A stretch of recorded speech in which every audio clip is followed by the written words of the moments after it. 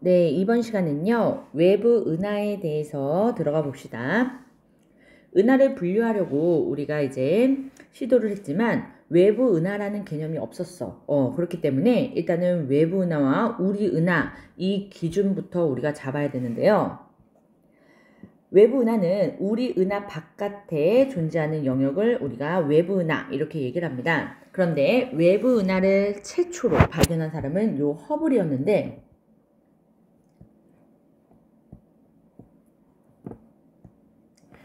요 허블이 외부 은하를 발견하기까지 그 과정을 좀 이해해야 돼요. 일단은 안드로메다 은하가 관측이 됐는데요. 이게 우리 은하다, 외부 은하다. 그때 당시 외부 은하다 이런 표현은 못했지만 우리 은하 밖에 있는 것 같다 이런 식으로 느낌으로 적용된 그런 상황으로 논쟁이 좀 있었습니다. 객관적인 사실이 관측되기 전까지는 서로 자신의 주장만 이렇게 내세우다가 이 주장을 누가 손에 들어줬느냐라는 건데요. 객관적 사실을 허블이 관측하게 돼요. 따라서 외부 은하, 우리 은하 이렇게 구분이 되기 시작한 게 이 안드로메다 은하 때문이고요.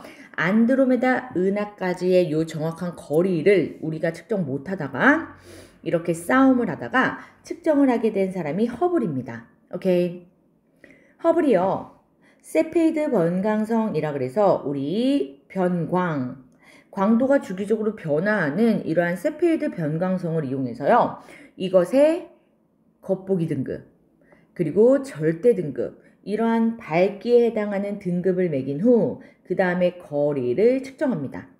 첫째까지 거리를 측정해서 우리가 요 상관관계를 판단해서요.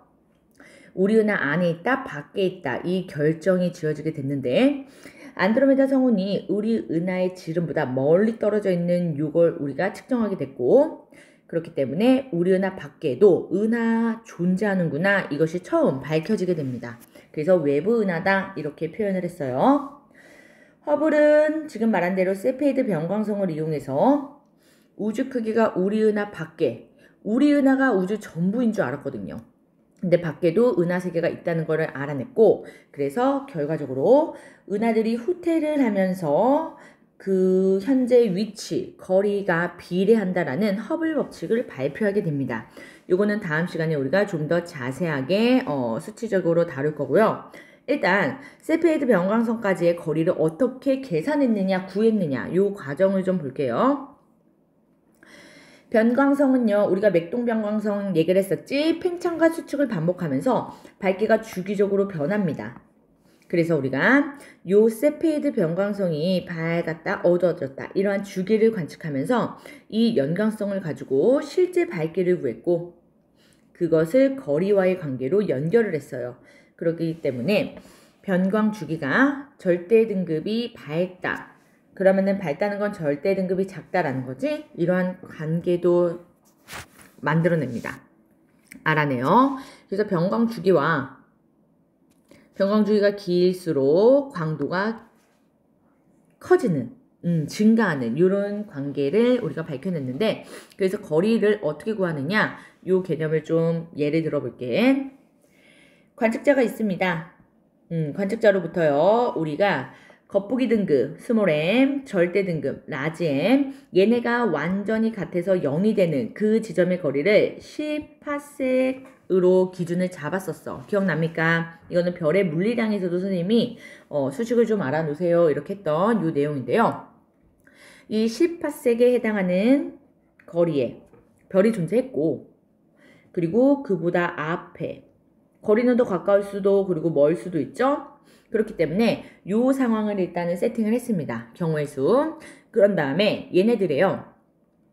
겉보기 밝기, 내 눈에 보이는 밝기가 다 같았대. 따라서 스몰 m 요게 다 같다라고 그냥 임의로 설정을 할 거야. 이렇게 같은 상황에서요. 얘네들의 진짜 실제 등급을 알려면 얘네를 동일선상 그게 이 10파섹에 해당하는 요 기준거리 여기로 나타내는 거거든. 그래서 요 가까이 있던 애는 뒤로 보내야 동일한 위치가 되죠. 그리고 멀리 있던 애는 또 가까이 땡겨 와야 동일한 위치가 되잖아. 그런 이유 절대 등급을 따져봤습니다. 그러면 당연히 10파섹 위치에 있었던 얘는요. 절대 등급도 3에 해당할 거고 여기 첫 번째 같은 밝기로 내 눈에 보였는데 걔가 뒤로 갔기 때문에 내 눈에는 어떻게 됐다? 더 어둡게 보이죠. 그럼 절대 등급은 커져 작아져? 등급은 반대 어두워지면 숫자는 커집니다. 그치? 그런데 여기 지금 세 번째 상황은요. 멀리 있던 걸 이렇게 땡겨 왔기 때문에 원래 같게 보이던 밝기가 더 밝아 보이겠죠? 그러니까 등급은 이렇게 작아집니다. 그치? 이걸 가지고 얘가 10파섹에 있었구나. 10파섹보다 가까이 있었구나. 멀리 있었구나. 즉 별의 거리. 관측 밑으로부터 거리가 측정이 된 겁니다. 그래서 우리가 어떤 수식으로 이걸 연결했었느냐. 스몰 m 마이너스 라지 m 겉보기 등급 마이너스 절대 등급 그랬을 때요. 5 로그 거리 이제 등장했지. 요 관계로서 우리가 판단을 했었어. 그 말은 뭐냐? 지금 얘네들을요. 이렇게 빼본다 라는 건데 우리가 수치적으로 예를 든 거지만 이렇게 다 구해놨기 때문에 얘네를 뺍니다. 그럼 얘는요. 마이너스 1 얘는 0 얘는 플러스 1이 되는 상황이지. 스몰 m 마이너스 라지 m이요. 요렇게 결정이 됐단 말이야. 그럼 얘는 뭐야? 원래 10파섹보단 가까이 있었구나. 오케이? 거리가요. 얘는요. 10파섹에 있었구나. 그리고 얘는요. 10파섹의 거리보다 멀리 있었구나. 요게 결정이 된 거야. 이해됩니까?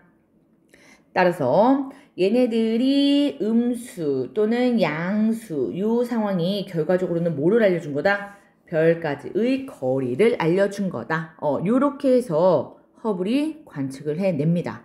거리와의 관계를 찾아내요. 오케이? 따라서 스몰 m 마이너스 라지 m이요. 거리와 관련 있더라. 됐습니까? 그렇기 때문에 요 변광주기를 보였던 세페이드 변광성이요. 우리 은하의 크기, 그때는 그 크기를 알고 있었거든. 그거보다 더 멀리 있는 은하였다라는 게 관측이 됩니다. 그래서 이제 외부 은하의 존재를 입증한 거고 그때부터는 외부 은하가 훨씬 더 많을 것이라고 추측을 했기 때문에 계속 그렇게 관측을 해 나가고 찾아낸 이후에 분류까지도 해요. 그래서 허블의 은하 분류 이렇게 얘기를 해요. 허블은 일단 눈에 보이는 영역에서 관측을 했기 때문에 중요한 건 요 가시광선 영역이에요. 가시광선 영역에서 관측되는 외부 은하를요. 형태에 따라 요거 중요합니다. 형태에 따라 분류를 한 거라서요. 형태학적 분류 요렇게도 얘기해. 형태 같은 말 모양이죠. 학적 분류다. 허블 말고도 은하를 우리가 분류할 거거든. 그렇기 때문에 허블의 은하 이것은 무슨 기준으로 분류를 했냐? 모양으로 분류했다 이 뜻이에요. 형태학적 분류를 했다. 그래서 타원 은하 E형이다. 요거 기호까지 이제 익혀야 됩니다. 나선 은하 S형, 불규칙 은하 IRR 요런 식으로 이제 약자 익히세요. 이렇게 분류를 했는데 처음에는 초창기에는 외부 은하 모양 분류를 해놓고 그 이후 방향성을 가지고 진화한다 이렇게 우리가 판단했어요. 별도 진화하듯이 은하들도 그렇게 방향 모양이 변화하면서 진화하면은 그 다음 단계는 나선형이 되고 그 다음 단계는 결과적으로 불규칙이 되나 이런 식으로 생각을 했단 말이야. 그런데 나중에 와보니 은하의 모양과 진화 이거는요 전혀 상관이 없더라. 라고 결론이 났습니다. 그래서 종종 보기에 등장해요. 은하의 진화는 형태와 관련이 깊다. 아닙니다. 그래서 허블은요, 은하를 분류했는데 어떻게 분류를 했느냐? 일단은 첫 번째, 모양으로 분류한 건 맞는데요. 어떠한 모양들이 분류 기준이 됐느냐라는 건 요거 첫 번째, 일단 규칙적인 모양을 가지는가. 그래서요, 모양의 규칙성 여부로 먼저 나눕니다. 불규칙과 그리고 여기 타원, 정상 얘네들은요 규칙이 있더라. 오케이.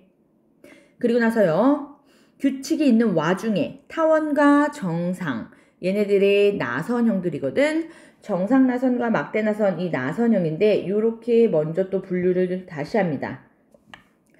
타원과 나선형들의 큰 차이점은 뭐냐면 나선팔의 유무예요. 나선팔이요. 있고 얘는 없었어. 오케이. 그리고 나서 마지막 분류가 어떻게 되느냐? 나선형끼리 중심의 은하핵의 모양이 막대가 있느냐? 아니냐. 그래서 요 세 번째 분류는요. 막대 모양 구조가 있느냐 없느냐. 막대 모양 구조의 여부입니다. 그래서 얘는 없고 얘는 있고. 오케이. 그래서 요렇게 분류를 했어요. 불규칙 은하 적은 수치로 존재하고 있고요. 타원 은하 그리고 나선 중에서 정상과 막대 이렇게 합쳐서 77%. 그리고 중간에 보면은 S 이거 5가 제로 숫자거든요. S0에 해당하는 얘는 렌즈형이라 그래서 렌즈형은요 타원과 나선의 중간 정도 형체예요. 그렇기 때문에 얘는요 거의 잘 안 다루긴 하지만 메인 문제로 나오기는 어렵지만 그래도 보기에 등장할 수는 있습니다. 타원 은하부터요. 이제부터는 파장 영역 어디에서 잘 관측이 되는가 그리고 특징들 이런 것들을 좀 정확하게 알아야 돼. 타원 은하 들어가 보면 E형 이렇게도 말해요. 매끄러운 타원 모양이고요. 나선팔이 없습니다. 우리 나선팔 유무로서 나선형과 타원형 이렇게 구분을 했지. 그랬을 때 얘네들 0에서 7까지 좀 더 세분화돼요. 구분을 좀 더 하는데 구형이다. E0. 납작하다. E7. 이런 식의 상황이 어떻게 되는지 좀 상황을 이해해보자. 타원체가 있고요. 타원이기 때문에 정확하게 반지름이 같지 않아. 그래서 우리가 긴 반지름, 짧은 반지름 이렇게 얘기를 하죠. 긴 반지름, 짧은 반지름 A와 B 이렇게 놨을 때 얘네들이 같은 게 뭐야? 9잖아. 그치? 이러한 상황에서는 원인 상황, 이러한 상황에서는요. 얘네가 요 수식에 들어갔을 때 0이 되겠지. 그래서 이걸 우리가 구형이다 이렇게 기준 잡습니다. 0에서 7까지 중에서 0으로 갈수록 그러니까 동글동글 구형인 거고 7 숫자가 커질수록 더 일그러져요. 납작해집니다. 그래서 요거 이해하시고 넘버가 뒤에 붙는 거 이 이유와 그 다음에 어떠한 의미인가 각각 잘 기억해야 돼요. 특징은 너무 중요해요. 모든 은하에서 각각의 특징 다 바꿔놓는 거 이런 것들이 이제 문제 보기 하나하나 다 들어갈 거예요. 성간물질이 매우 적어서 새로 태어난 젊은 별이 없습니다. 새로 태어나는 젊은 별들은 대부분 푸른색을 띠요. 즉 푸른색, 파란색 별은 없고요. 거의 다 질량이 작고 나이가 많은 붉은 색깔 별로 존재해요. 성간물질은 별을 탄생시키는 준비물, 재료가 되잖아. 그러니까 얘네가 적다라는 건 새롭게 탄생하는 나이가 어린 젊은 별은 거의 없다라는 거랑 연결이 되고요. 그렇게 고온 위치에서 얘네들이요 뭉쳐질 수 있기 때문에 그래서 온도가 높은 거랑 파란색은 온도가 높지? 이렇게 연결이 됩니다. 나이를 많이 먹으면 얘네들 온도도 낮아지고 그 다음에 붉은 색깔로 이렇게 분류할 수 있겠죠. 주로 은하단과 은하 밀도가 높은 지역에 많이 분포한다. 요거는 뭐 우리가 알 수 있을 거고 현재 우주에서 크기가 가장 커요. 크기가 가장 큽니다. 별의 개수 10억 개, 1조 개, 즉 은하다라는 건 별 하나하나가 아니라 엄청나게 많은 별들의 집단이에요. 됐습니까? 얘네들의 이름이나 명명된 요 숫자들이나 다 외우는 건 아니지만 그래도 특징적으로 하나씩은 나올 수 있기 때문에 알고 있는 게 좋습니다. 특히나 또 안드로메다 자리 얘는 밑에 나선형에서 안드로메다 은하 요렇게랑 또 헷갈릴 수 있거든. 그래서 요걸 좀 잘 알고 있어야 돼요. 보자. 나선 요걸로 들어갑니다. 얘는 S형이고 구 또는 막대 모양의 중심부 핵을 가지고 있고요. 그 다음에 원반 형태로 주변 나선팔이라고 하는 원반을 가지고 있습니다. 그래서 우리가 은하의 구조를 좀 먼저 보면 요 전체 크기가 빛이 10만 광년이나 걸릴 정도로 그렇게 크다라는 의미고 그리고 중심으로부터 태양 26,000광년 이렇게 나와 있죠. 일단 태양이 등장하면 얘랑 관련된 수치들, 물리량들 할 수 있는 만큼 다 외우고 있는 게 좋습니다. 그리고 위에서 본 모양이랑 이제 옆에서 본 모양으로 이러한 구조도 익혀놔야 되는데 이제 옆으로 됐기 때문에 요 중심의 핵이 볼록 그리고 주변부가 이렇게 원반 형태로 있는 모습. 그 다음에 이름들을 조금씩 익혀 놓을 겁니다. 중앙에 은하해 그리고 그 주변에 이렇게 선생님이 추가 설명도 해놨는데 넓게 공 모양으로 더 큰 범주 헤일로 그리고 원반 얘기했고요. 중앙 팽대부라고 해서요. 중앙 은하액을 감싸고 있는 이렇게 볼록 올라온 이런 부분. 그리고 구상성단은 얘네들 별자리 집단들이 이렇게 구 모양으로 이렇게 뭉쳐 있는 거고요. 그 다음에 태양이 이렇게 원반에 우리 태양계가 존재하는 거 이런 내용이에요.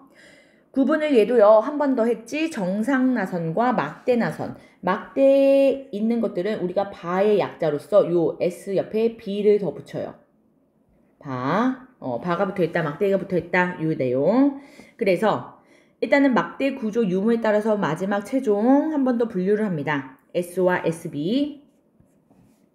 나선팔이 은하에게서 직접 뻗어나와요. 왜? 정상 나선은요, 막대 없으니까.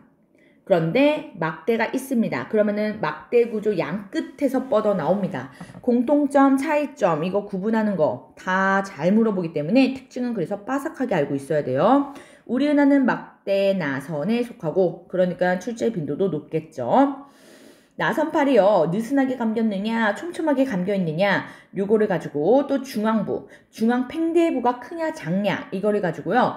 A, B, C형으로 다시 세분화합니다. 그래서 우리 은하는 B 또는 C형이기 때문에 얘를 기준으로 우리가 알고 있으면 좋은데 나선팔은 느슨하게 중앙 팽대부는 작고 암흑성우는 많이 분포하는 이러한 나선형 중에서 막대 나선. 오케이. 요걸로 C형이다. 알고 있는 게 좋아요. 특징은 타원 은하랑 달리요. 성간물질 얘도 꽤나 있고 그리고 젊은 별이랑 성간물질은 연결된다 그랬지? 그런데 위치가 중요합니다. 은하핵 중심부는 늙고 붉은색 그리고 원반 형태의 나선팔의 젊고 파란색. 그래서 이렇게 막대 구조가 조금 더 많고 나이가 많을수록 불안정할수록 근처에 다른 은하가 있는 경우 그러한 막대를 잘 가지고 있더라. 이거는 관측된 특징이에요. 그래서 예를 보면 안드로메다 은하 얘가요. 아까 안드로메다 자리랑 많이 비교해서 나올 수 있고 헷갈릴 수 있다 그랬고 얘는 정상 나선의 대표 막대 나선 얘네들 일단은 우리 은하가 속해 있다 라는 거 됐습니까? 밑에 우리 은하는 태양계를 포함하고 있기 때문에 이것도 이제 잘 알아놔야 되는데 우선은요. 막대 나선 구조다 라고 얘기했고요. 중앙 팽대부에 나이가 많고 붉은 별 얘네들이 모여 있고요. 그리고 은하 원반에 막대 구조이기 때문에 양 끝으로부터 나선팔이 뻗어나오고 그 다음에 젊고 파란 밴드로 분포가 되어 있습니다. 이게 헷갈릴까봐 선생님이 조금 추가 설명을 하면 우리 주계열성의 H활도를 생각하면 돼요. 주계열성의 H활도 여기 온도 그리고 광도 이렇게 나와있지? 그리고 여기 영역이란 말이야. 그쵸? 이 상황에서 온도가 높은 그러한 별은 이쪽 그치? 온도가 높지? 온도가 높고 파란 별이다 이거예요. 온도가 높은 거 우리가 푸른 색깔. 그리고 나서 온도가 낮은 쪽 이쪽이죠. 그러면 온도가 낮은 쪽은요 붉은 색깔. 오케이. 그리고 얘네들의 수명도 우리가 알고 있잖아. 수명은 얘는 짧잖아. 그러니까요 상대적으로 나이가 젊어요. 얘네들은 온도가 낮은 별들은 수명이 길지. 그러니까요 나이가 많아요. 오케이. 그래서 주계열성 내에서는 질량도 얘기할 수 있죠. 이쪽은 질량이 작고 푸른색 쪽은 질량이 큰 것. 요렇게 돼서 연결을 하면 좀 더 기억하기 좋을 거예요. 헤일로는 아까도 얘기했듯이 더 큰 공 모양의 구역으로 이렇게 중앙부를 가지고 있고 나이가 많은 별들을 분포하고 있죠. 중앙부니까 원반이 나이가 젊은 파란 별. 잘 구분하세요. 막대 나선 은하에 속합니다. 특징. 그리고 나스팔이 감긴 정도. 그리고 중앙의 팽대부. 거의 대부분이 B와 C. 중간 형태로서 이렇게 SB 붙여야 되지. 바, 막대. 그래서 SB형 중에서 B 또는 C형으로 분류가 돼요. 지름은 약 10만 광년 우리가 얘기했었고 태양은 26,000 광년으로요. 아까 이렇게 태양에 대한 얘기했었죠. 요거 특징 보고요. 넘어갑니다. 불규칙 은하는요. 일단은 다른 은하들과 타원형과 E형 그리고 나선형, S형 얘네들과 비교하기 위해서 대부분 같이 나올 거예요. 그런데 그림상으로 애매한 것들, 모양이 일단 불규칙하지 이런 것들이 드러나 있다. 그러면은 우리 불규칙 은하. 모양 일정하지 않고요. 규칙적인 구조가 없습니다. 그래서 첫 번째 분류를 했죠. 그런데 이 와중에도 그나마 조금 형태가 잡혀있는 그런 걸 불균형 은하의 1 그리고 2는 아예 모양이 잡히지 않은 것 이런 식으로 분류를 또 하긴 해요. 일부 구조를 나타내는 요 불균형 1형은요. 허블의 분류 체계에서 모양이 있다라고 하는 있다라는 부분의 모양 정도는 아니지만 그래도 요 2형 구조적이 아예 갖춰지지 않은 얘보다는 조금 잡혀있는 모양이다. 이렇게 기억하시면 되고요. 특별하게 돌출된 중심부나 나선팔 없습니다. 은하마다 형태가 모두 달라요. 그래서 불규칙 은하는요. 얘네 각각각이 유사한 모양이 없기 때문에 다 달라. 보통 규모가 작고요. 성간물질이 많다라는 게 또 특징입니다. 성간물질이 많으면 젊은 별 많이 포함되어 있고 그러면서 온도도 높은 거고요. 그래서 성간물질이 차지하는 비율 이런 식으로 나와 있죠. 타원형 가장 적다라고 했어요. 타원형 잘 분류해야 되고 그 다음에 나선형, 그 다음에 불규칙 얘네 가지고 이제 온도랑도 연결합니다. 성간물질이 많으면 온도가 높았잖아. 그래서 온도는요 똑같아. 그런데 온도를 또 뭐로 줄 수 있지? 색지수. 만약에 색지수로 나온다 그러면 이렇게 반대가 되겠죠. 그렇기 때문에 어떠한 요인으로 줬는지 우리가 판단하는 거는 결과적으로는 같더라도 온도를 바로 줬는지 그리고 광도를 바로 줬는지 그걸 절대 등급으로 줬는지 색지수를 줬는지 이런 것들 잘 판단하십시오. 대마젤란 은하랑 소마젤란 은하가 대표고요. 불규칙 모양이 좀 일그러져 있을 거예요. 조금 더 알고 싶어요 보시면 요거 렌즈형 여기에서요 S0 요거에 해당하는 거 잘 봐야 되는데 문제는 뭐냐면 S 요것만 보고 나선형의 특징으로 요렇게 연결하는 경우가 생깁니다. 그래서 오답이 좀 생기는 포인트야. 렌즈형은 별개다라고 보여야 되고요. 그 옆에 B가 아닌 그리고 A, B, C가 아닌 그렇게 제로가 붙어있는 요 상황이 렌즈형이에요. 타원과 나선의 중간 형태. 그렇기 때문에 타원보다는 조금 나이가 젊다라고 할 수 있지만 그래도 얘도요. 나이가 많은 별들. 성간 물질의 양도요. 나선보다는 적고 타원보다는 많은 요런 상황. 그렇기 때문에 항상 젊은 별, 나이가 많은 별, 늙은 별 이런 거 얘기를 할 때는 온도랑 그리고 성간 물질이랑 다 연결이 될 수 있다. 이렇게 보세요. 성간 물질의 양은요. 타원, 렌즈, 그리고 나선. 그리고 나서 우리가 이렇게 불규칙까지 넣으면 이렇게 4개. 중간에 렌즈형이 들어간다라는 거예요. 잘 안 넣기도 하는데 알고는 있어야 됩니다. 타원 은하와 달리 은하 원반이 존재하고요. 하지만 나선팔은 없다. 이것도 좀 중요해요. 우리가 S만 보고 나선팔 유무로 있는 게 S잖아. 이렇게 착각할 수 있는데 렌즈형은 없습니다.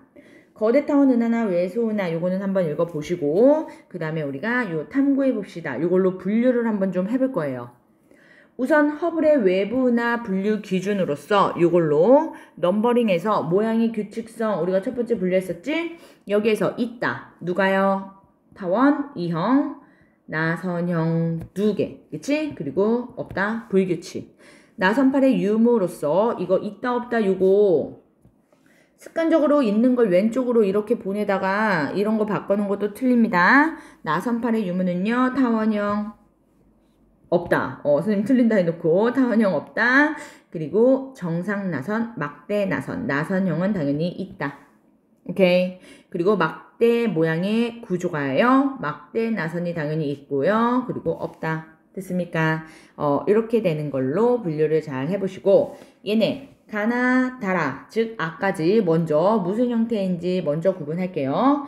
중간에 막대에서 이렇게 뻗어 나오는 나선 보이죠? 그렇기 때문에 얘는요 SB 오케이 SB형이고요.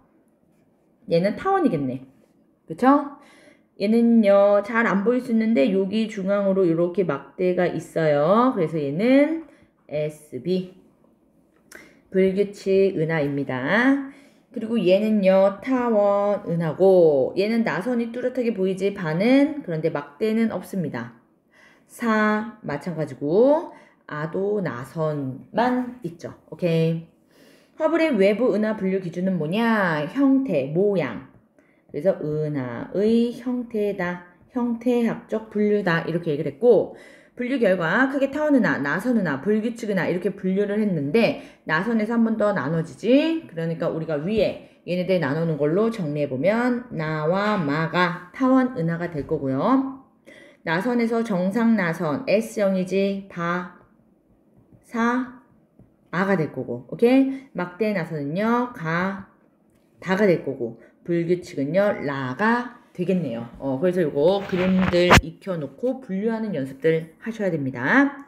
여기까지가 허블이 분류한 외부 은하들이었고 허블의 분류 체계와 맞아떨어지지 않는 또 다른 외부 은하들이 있습니다. 그게요 특이은하 그리고 충돌은하.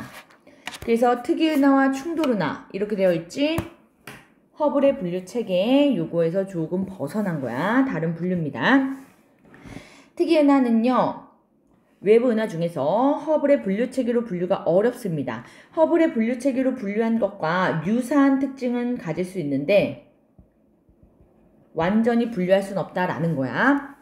은하가 매우 활발하게 활동을 하고 있거든. 그래서 활동은하라고도 해요. 일반적인 은하에 비해서 가장 두드러지는 차이점, 특징은 뭐냐면 은하의 기어 너무 밝아. 그래서 중심에 이렇게 밝게 방출할 수 있는 에너지 방출량이 일반적으로 분류된 거랑 완전 다른 레벨이더라 라는 거야.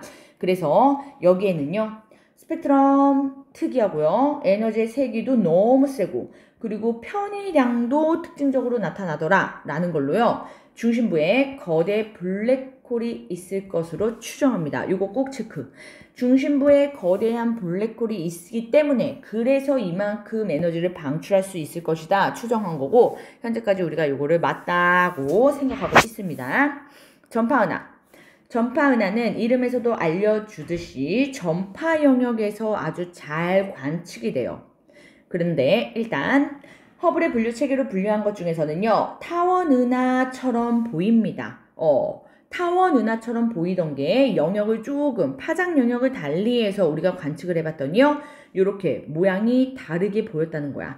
이거 지금 같은 은하인데 가시광선, 전파, X선, 그리고 합성 이런 식으로 여러 가지 파장대에서 관측을 해보니까 전파 영상, 즉 전파에 해당하는 파장 영역에서 더 잘 크고 뚜렷한 관측이 되더라 라는 겁니다. 그래서 가시광선 영역보다요 전파 영역이 더 잘 관측된다. 이런 것들을 특징적으로 잘 기억을 해줘야 돼. 보통의 은하에서는요 별에서 방출 그리고 전파 은하의 경우에는요 성간물질에서 방출 이런 식으로 또 분류가 돼요. 그리고 중심핵을 가진 그 양쪽으로요 대칭으로 돌출부 로브라고 하거든. 이렇게 전파 로브를 갖습니다. 중심핵이 있기 때문에 그 연결되는 이러한 구조인데요. 그걸 Z라는 용어를 쓰기 때문에 이것도 익혀놔야 되고요. Z가 뭐냐? 밑에 나와 있어요. Z는 좁은 선처럼 물질들이 흐르고 있는데 그 물질이 뭐냐? 이거 자주 바꿔놓거든. 이거 잘 체크. 이온화된 기체예요. 이온화된 기체 상태로 이렇게 물질의 흐름이 연결되어 있어서 가느다란 선처럼 마치 아령처럼 이렇게 보이지? 중심핵과 전파 로브 그냥 로브라고도 하고요. 이 중심핵과 로브를 연결합니다. Z분출은 은하 중심부에 블랙홀과 관계 있다 이렇게 추정하고 있고 강한 자기장형에서 X선 방출도 해요. 그러니까 파장 다 나와. X선 강한 쪽 그리고 가시광선, 그 다음에 전파로 가면서 이렇게 약해지거든요. 전파 영역 이때가 가장 적합하다는 거지.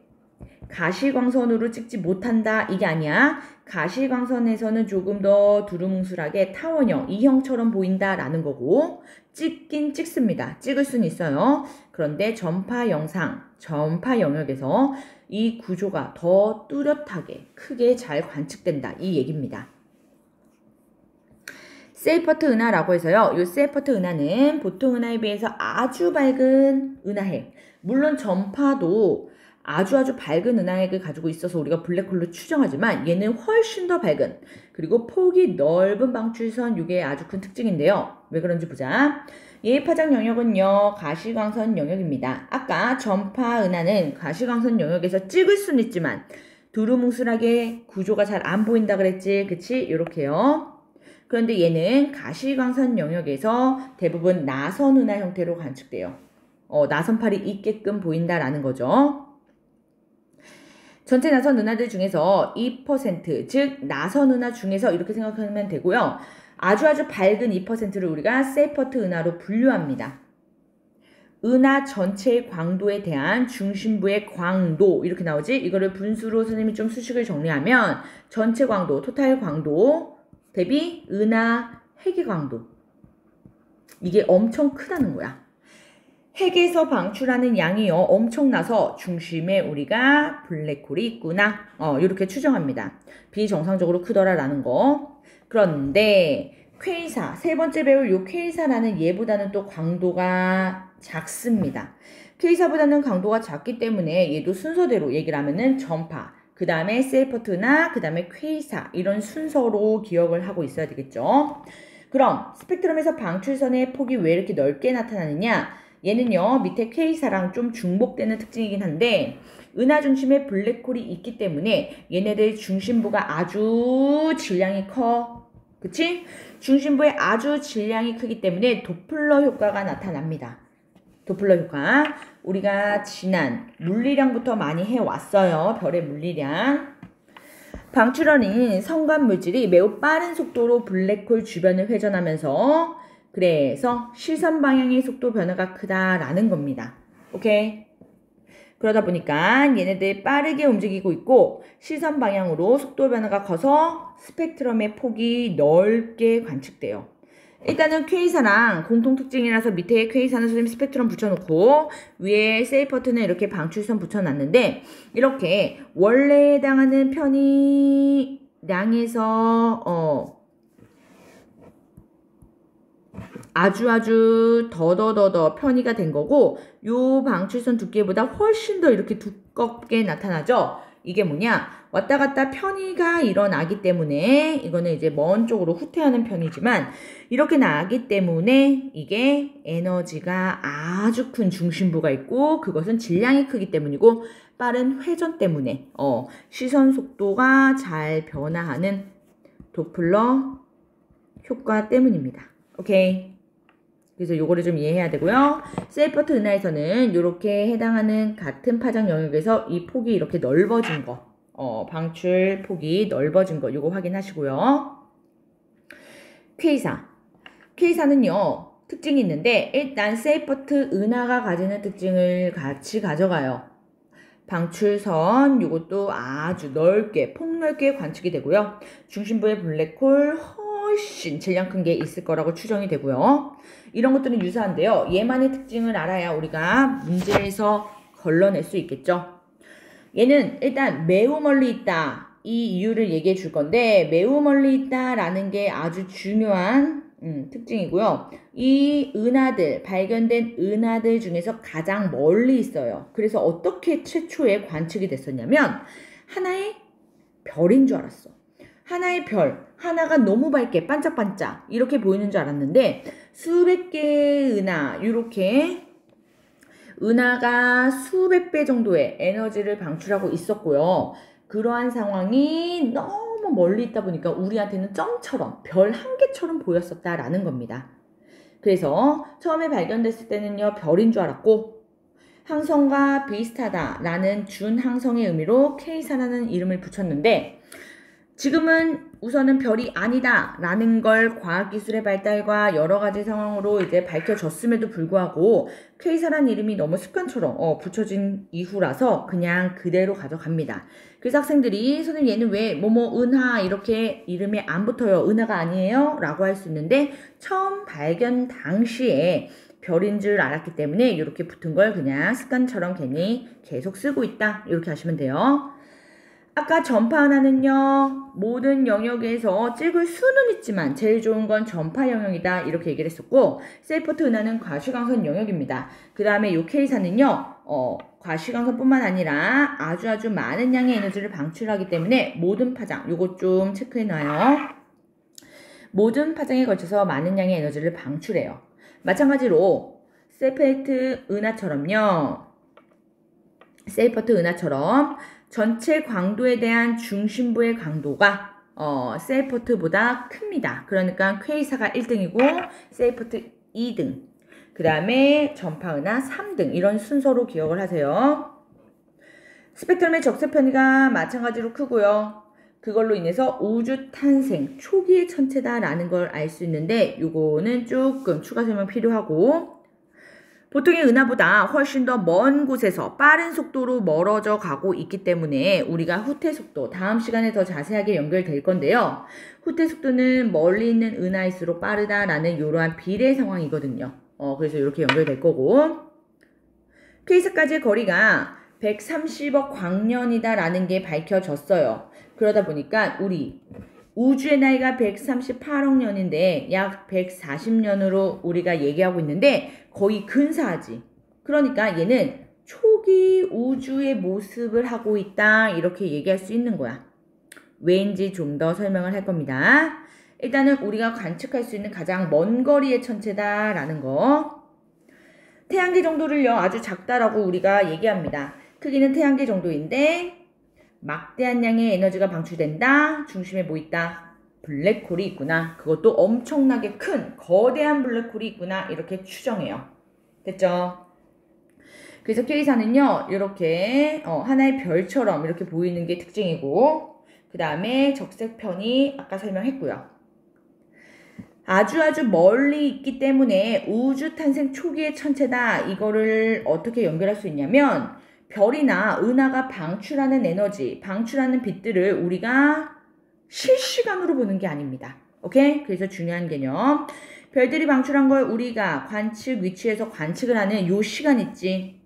1억 광년, 뭐 10억 광년 이런 식으로. 그런 상황의 시간은요, 결과적으로 오래 걸려서 나에게 도달한다. 별이 방출한 시작 시점, 그 시작을 나는 미래에서 보게 되는 거야. 무슨 말인지 이해됩니까? 태양이요 에너지를 우리한테 주고 있잖아. 이게 우리한테 오는 게 평균 8분 정도가 걸린대요. 그러니까 나는 8분 전 태양이 방출한 걸 보는 거야. 이해할 수 있겠어?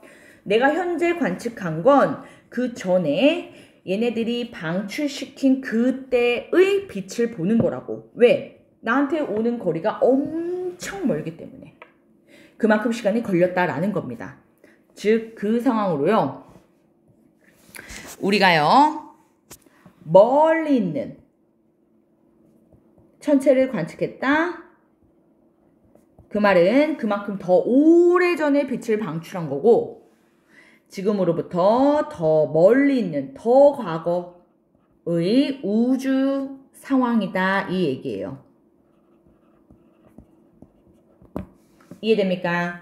그렇기 때문에 K사에서 방출된, 즉 K사가 관측된 그러한 상황이 130억 년 전 빛을 우리가 관측했다라는 거고, 그게 130억 년에 걸쳐서 우리한테 왔다라는 겁니다. 그만큼 멀리 있다는 거고, 그래서 점처럼 보였다라는 거고요. 이해됩니까? 그래서 이게 좀 어려울 수 있는데 요거를 잘 이해하시고, 충돌은하 요거 봅니다. 허블의 분류체계에서 벗어난 은하를 크게 나누면 이렇게 특이은하, 활성은하와 충돌은하 이렇게 나눠지는데요. 요 충돌은하, 은하와 은하가 충돌하는 과정에서 형성이 된 거고요. 충돌도 합니까? 네. 그런데 문제는 뭐냐면 은하는 별들이 많이 있는 집단이란 말이야. 그렇게 집단은요, 우리가 마치 뭉게구름처럼 이렇게 집단들이 움직여 왔다라고 보면 되는데 그 안에 엄청나게 별들이 많거든. 그래서 우리가 착각을 합니다. 그럼 결과적으로 별과 별이 충돌했다는 건가? 그건 절대 아니야. 별과 별이 충돌 안 합니다. 들어가 보자. 은하들은 우주에 골고루 퍼져 있어. 그러면 골고루 퍼져 있다. 중력을 달리 받지 않기 때문에 서로 안 땡겨. 무리지어서 한쪽에 좀 쏠려 있다라는 겁니다. 그렇기 때문에 중력의 영향으로 가까워지다가 서로 당기다가 충돌까지도 가능해지는 상황이에요. 오케이. 그런데 니은이 중요하거든요. 은하가 충돌하더라도 내부에 있는 별들이 충돌하는 일은 거의 없습니다. 이거는 일단 팩트로 알아놓고 왜 그럽니까? 서술형도 잘 나와요.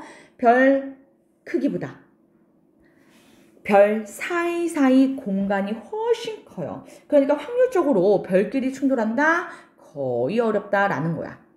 오케이? 은하들이 충돌할 때에는 거대한 분자구름들이 충돌하는 상황이고요. 그렇게 분자구름들 중에서 진짜로 별이 존재하는 스팟들, 걔네들이 딱 부딪힌다. 이런 확률은 낮다. 그 뜻이에요. 많은 별들이 한꺼번에 탄생할 수 있는 그러한 조건을 만듭니다. 왜? 뭉게뭉게 있는 부분들, 아직 별이 아닌 그런 것들은 뭐야? 성간 물질들이죠. 성간 물질들이 더 겹쳐지잖아. 그러니까 더 밀도가 커지는 거야.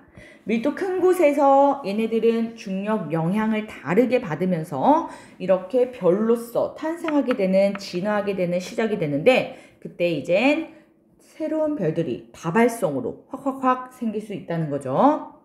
은하의 형태의 처음 모습이랑 변하기도 합니다. 우리 은하 안드로메다 은하가요, 충돌 가능성을 가지고 있는데 현재 안드로메다 은하가 우리 은하를 향해서 초당 110km의 속력으로 오고 있대요. 접근하고 있대요. 그런 걸 서로 떨어진 요 거리 대비 계산을 해봤더니요, 약 40억 년 후로 추정합니다. 40억 년 후에 충돌 가능성이 있고, 그랬을 때는 두 은하가 합쳐지고 거대한 타원 은하가 될 것이다 라는 예측의 측면. 그래서 이런 정도 이해할 수 있습니다. 오케이. 그래서 충돌 은하들 이렇게 충돌이 되면 그러면 원래 각각 모형으로부터 모형이 이렇게 변화되는 이런 상황들, 우리 은하가 충돌했을 때 일어난 건 아니기 때문에 이렇게 상상도가 은하에서는 많이 등장해요. 퀘이저 같은 경우도 우리가 상상해서 그 모양을 좀 추정하는 그런 것들 등장할 겁니다. 그래서 여기까지 은하 분류 체계, 여기는 조금 암기 내용이 많으니까 놓치지 않고 가져가야 되는 단원이에요. 잘 이론 문제 풀고 만나도록 합니다. 고생했어요.